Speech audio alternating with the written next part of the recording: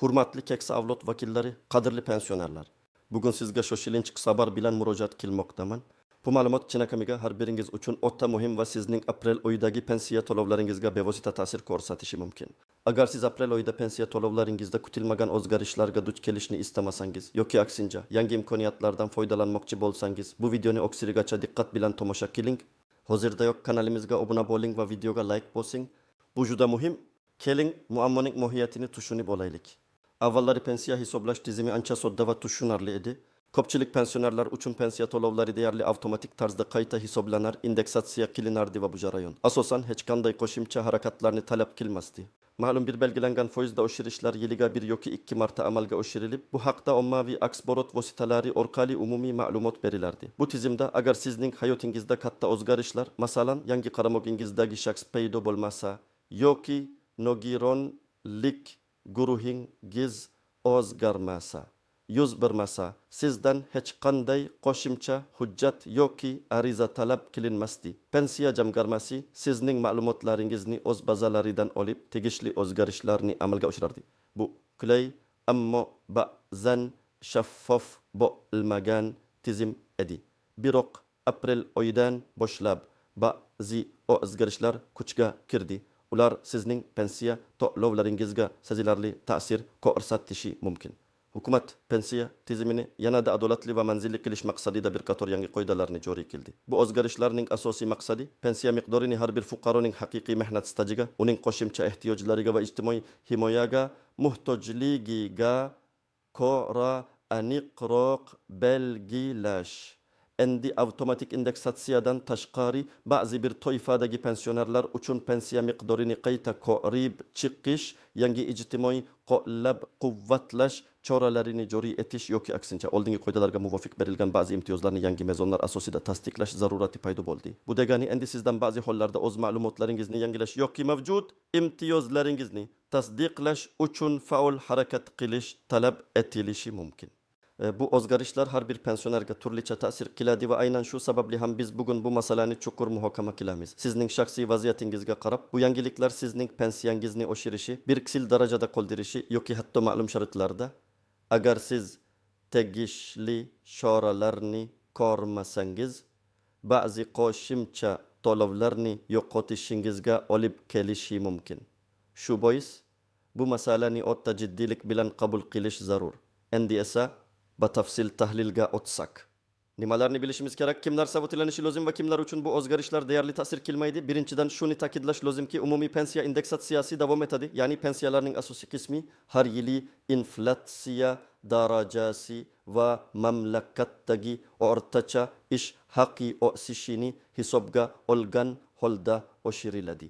Bu jarayon hali ham avtomatik tarzda amalga oshiriladi va u uchun sizdan hech qanday harakat talab etilmaydi. Shunday ekan, agar siz standart yoshga doir pensiya oladigan va hech qanday qo'shimcha imtiyozlar yoki qaramog'ingizdagi shaxslar uchun to'lovlar mavjud bo'lmagan pensioner bo'lsangiz, siz asosan savotirlanishingiz shart emas. Sizning pensiyangiz odatdagidek oshadi. Masalan, 68 yoshli Saodat Sola deyarli 40 yil paxta tozalash zavodida ishlagan. Uning pensiyasi faqat mehnat stajiga va o'rtacha ish haqiga qarab hisoblangan. Saodat Solaning qaramog'ida hech kim yo'q, nogironligi ham yo'q.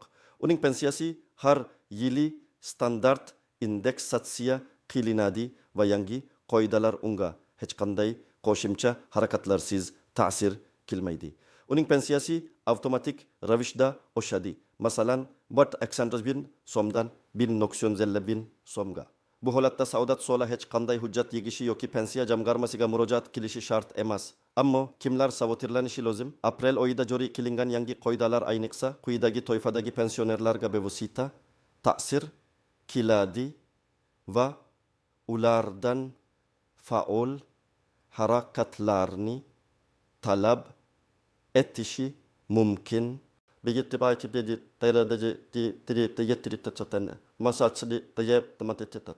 qaramog'ida boquvchisiz qolgan shaxslar, nogironligi bor shaxslar yoki voyaga yetmagan bolalari bo'lgan pensionerlar. Yangi qoidalar bu turdagi qo'shimcha to'lovlarni olish uchun qaramog'ingizdagi shaxslarning haqiqiy ehtiyojlarini yoki daromad darajasini tasdiqlovchi hujjatlarni muntazam taqdim etishni talab qilishi mumkin. Masalan, 75 yoshli Dilfuza buvi 3 nafar nabirasini boqadi.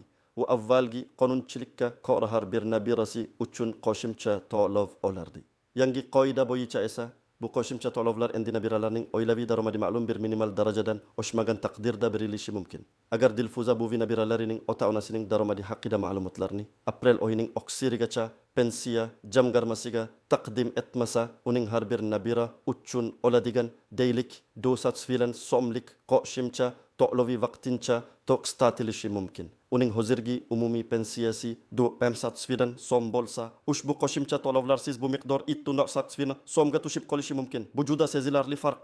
Shuning uchun Dilfuza buvi kabi holatdagi pensionerlar zudlik bilan harakat qilishlari kerak. 2. Mehnat staji bir nechta ish joyida yoki turli davlatlarda to'plangan pensionerlar yangi qoidalar ish stajini hisoblashda yanada qattiqroq mezonlarni joriy etishi mumkin.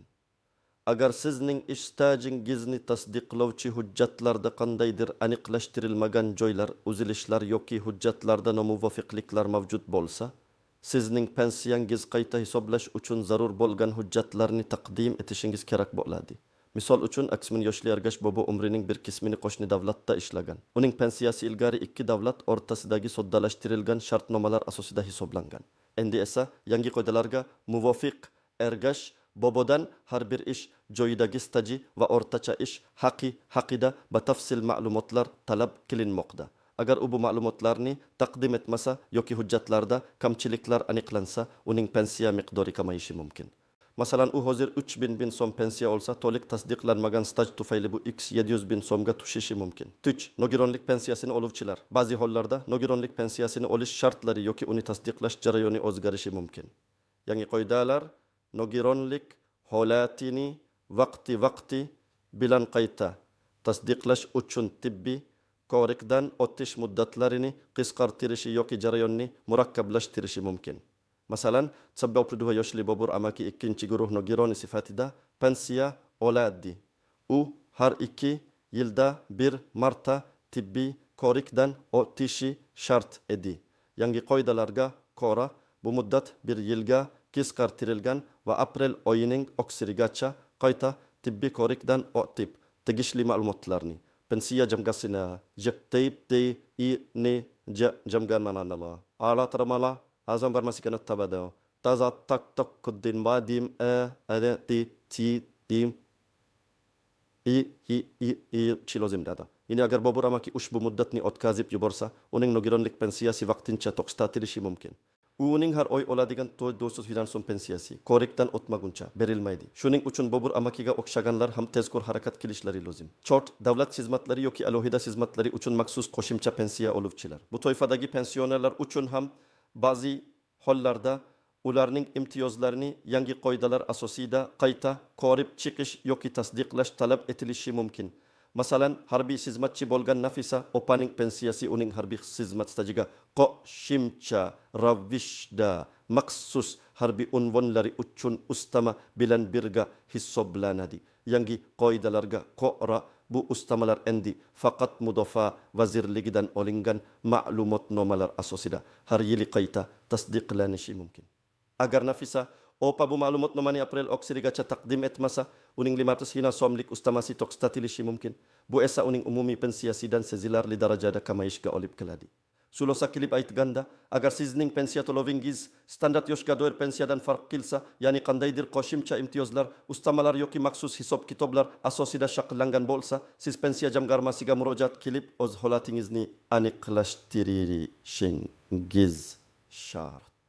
Endi esa istisnolarga, tuzoqlarga va ko'zdan yashirin jihatlarga to'xtalib o'tamiz. Istisnolar. Ba'zi toifadagi pensionerlar uchun yangi qoidalar umuman qo'llanilmasligi yoki ular uchun yengillashtirilgan tartib mavjud bo'lishi mumkin. Masalan, urush faksiriylari, Chernobil fojiasi oqibatlarini bartaraf etishda ishtirok etgan shaxslar yoki qatag'on qurbonlari deb topilganlar uchun pensiya hisoblashning alohida imtiyozli tartiblari saqlanib qolishi mumkin. Ular uchun odatda yangi qoidalar joriy etilganda ham mana rasama mana manenna tamtanam enlitten latdadiditadettikuktoqqa mattade para prokurorok himoya choralari ko'riladi. Biroq hatto bu toifadagi fuqarolar ham o'zlarining imtiyozli maqomini tasdiqlovchi hujjatlarni tartibda saqlashlari va kerak bo'lsa, ularni taqdim etishga tayyor turishlari lozim. Shuningdek, ba'zi bir chekka hududlarda istiqomat qiluvchi pensionerlar uchun hujjatlarni yigish yoki pensiya jamg'armasiga borish imkoniyatlari cheklanganligi sababli Ular uchun muddatlarni uzaytirish yoki hujjatlarni masofadan turib qabul qilish bo'yicha vaqtinchalik mexanizmlar joriy etilishi mumkin. Bu haqda mahalliy pensiya jamg'armasi bo'limlaridan aniq ma'lumot olish kerak. Agar siz og'ir kasallik tufayli to'shakda بدل تلسر أنا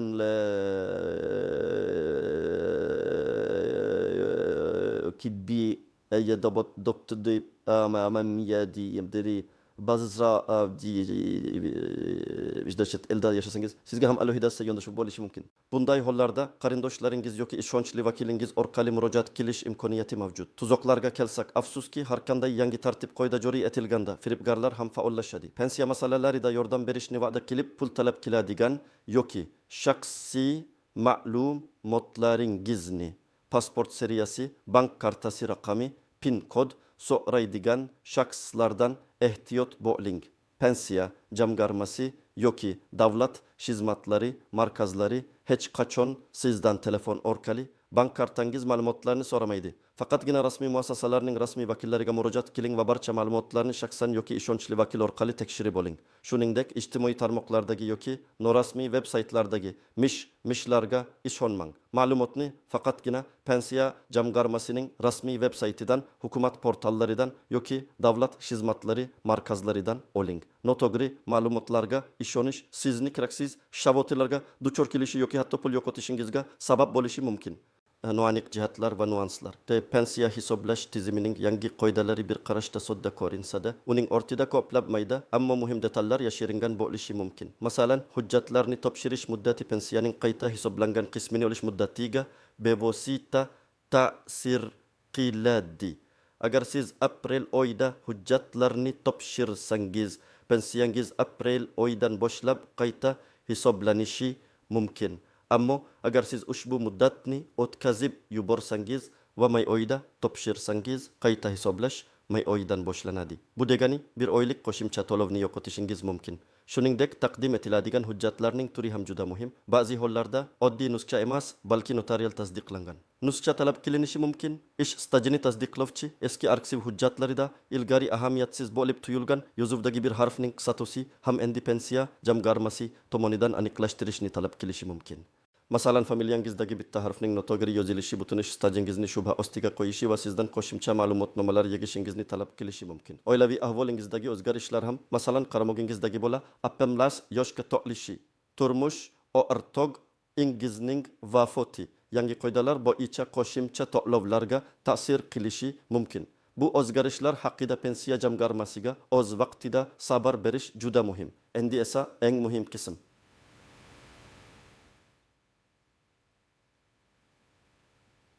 Siza kiritektitsenda nima qilishingiz kerakligi haqidagi amaliy maslahatlar bitti. Bendar joriy pensiya to'lovingizni tekshiring. O'zingizning pensiya miqdoringizni va uni qanday komponentlardan tashkil topganligini bilib oling. Sizning pensiya varaqchangizda yoki bank kartangizga kelgan SMS xabarnomalarida bu ma'lumotlar aks etadi. Shuningdek, davlat xizmatlari markazlari orqali yoki pensiya jamg'armasining online portalida agar sizda imkoniyat bo'lsa, o'zingizning shaxsiy kabinetingiz orqali pensiya hisob kitoblaringiz haqida batafsil ma'lumot olishingiz mumkin. U yerda sizga qanday to'lovlar amalga oshirilayotgani, qaysi imtiyozlar hisobga olingani batafsil ko'rsatiladi. Ki qaysi toifaga mansubligingizni aniqlang. Yuqorida aytib o'tilgan savf ostidagi guruhlardan biriga kirasizmi? Ya'ni qaramogingizdagi shaxslar nogironlik pensiyasi yoki maxsus ustamalar olasizmi? Agar shunday bo'lsa, keyingi qadamlarga o'ting. Agar siz standart yoshga doir pensiya oluvchi va hech qanday qo'shimcha holatlaringiz bo'lmasa, yuqorida aytganimdek, sizdan hozircha hech qanday harakat talab etilmaydi. 3. Zarur hujjatlarni yig'ing. Agar siz yuqoridagi savf ostidagi toifalardan biriga kirsangiz, sizdan quyidagi hujjatlar talab qilinishi mumkin. Laning pasport asli va nusxasi, yeniden pensiya guvohnomasi asli va nusxasi, mehnat daftarchasi asli va nusxasi yoki mehnat stajini tasdiqlovchi arxiv ma'lumotnomalari. Har bir ish joyi uchun alohida ma'lumotnomalar talab qilinishi mumkin. Qaramogingizdagi shaxslarning tug'ilganlik to'g'risidagi guvohnomalari asli va nusxasi. Nikoh yoki ajrim to'g'risidagi guvohnoma agar oilaviy holatingiz o'zgargan bo'lsa, nogironlikni tasdiqlovchi tibbiy ma'lumotnoma, TMX nusxasi, yangi sanadagi nusxasi.